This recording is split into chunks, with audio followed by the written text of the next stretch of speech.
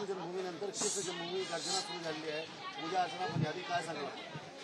श्री कृष्ण जन्मभूमी संघर्ष समिती न्यासा माध्यमातून आज आरंभ केला गेलेला आहे.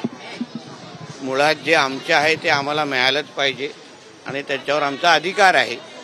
प्राचीन काळापासून ह्या देशाची प्रत्येक इंच जमीन भूमी ही हिंदू समाजाचीच आहे. त्याच्यानंतर इस्लामिक आक्रमण झालं, त्याच्यानंतर आमच्याच मंदिरांवर विविध मस्जिदी आणि विविध थडगे बांधण्याचा कार्यक्रम त्या इस्लामिक राज्यकर्त्यांनी केला. पण आता आमचं एवढंच म्हणणं आहे की ही भूमी आमची आहे. या भूमीतला प्रत्येक इंच जमीन ही आमची आहे आणि आमचा जिथे जसं आम्ही राम मंदिरकडे प्रतिष्ठान अयोध्याकडे आम्ही आमचं मिळवलं, तसंच कृष्णभूमी आणि श्रीकृष्णाचे पण जन्मस्थान हे आमचंच आहे आणि ते आम्ही मिळून राहणार आणि त्यासाठी तो आरंभ आहे.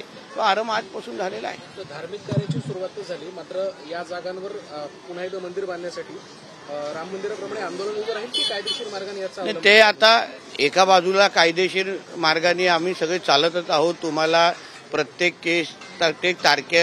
तारखेला माहिती मिळतच आहे. पण त्याचबरोबर हिंदू समाजामध्ये पण जनजागृती झाली पाहिजे.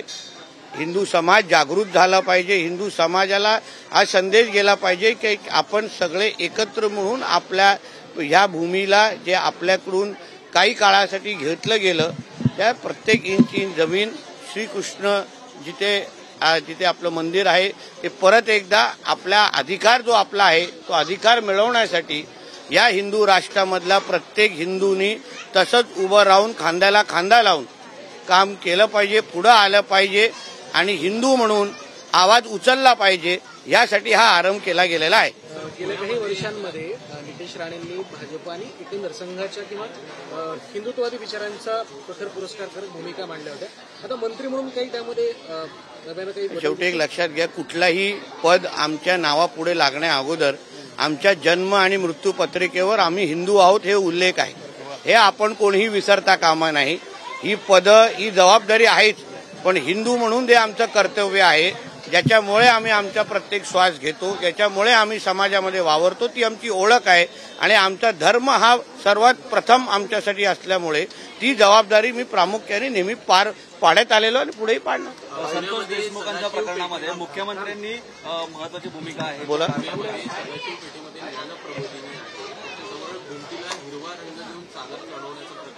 समोर आलेला आहे. या प्रकरणी मेधा कुलकर्णी खासदार आहेत, त्यांनी विरोध केला आणि त्यांच्याकडनं त्यावर आता भगवा रंग मारण्यात आला. अशा प्रकारे मेधाताईंचं मी वाढतात असं त्यांचं म्हणणं. मेधाताईंचं मी अभिनंदन करतो, कारण हिंदू म्हणून त्यांनी अतिशय चांगली आणि योग्य भूमिका घेतली. अशाच पद्धतीने हे जे काही हिरवं आक्रमण आहे, ही जे काही हिरवी मस्ती किंवा हिरवे काही साप जे वळवळतात सगळीकडे आणि वातावरण खराब करायला जे प्रयत्न करतात त्याला तिकडल्या तिकडे ठेचण्याचं काम हिंदू समाज म्हणून आपण केलं पाहिजे. आणि म्हणून जिथे अशा पद्धतीचे हिरवे साप वळवळतील त्यांना ठेचण्याचा कार्यक्रम आम्ही करण्यात आलेलो आहे आणि पुढेही करणार. यापूर्वी पुण्यामध्ये अनेक वेळा अशा प्रकारच्या घटना घडल्या होत्या. तुम्ही सुद्धा जाऊन एक सभा पुण्यामध्ये घेतली होती. आता पुण्यात देखील या घटना वाढवल्या, त्याचा पायबंद कसा केला जाईल? माझं म्हणणं आहे, महाराष्ट्राच्या कानकोपऱ्यातून आज भगवाधारी आणि हिंदुत्ववादी विचाराचं सरकार आपल्या राज्यामध्ये आहे. कडवट हिंदुत्ववादी म्हणून मुख्यमंत्री म्हणून आमचे देवेंद्र फडणवीस साहेब तिथे बसलेले आहेत. म्हणून अशा प्रकारचे कुठलीही नाटकं या राज्यामध्ये सहन होणार नाही. हे आमचं सरकार स्थापन झाल्यापासून ते संदेश गेलेला आहे. हिंदू समाजाने मतदान करून हे सरकार आणलेलं आहे.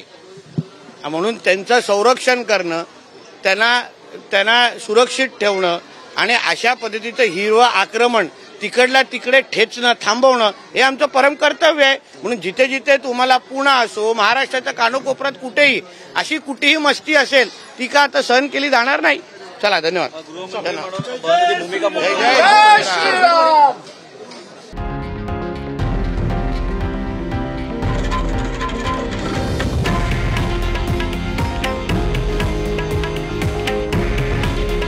हे आहे देशातील नंबर 1 न्यूज नेटवर्क आणि आपण पाहत आहात TV9 मराठी.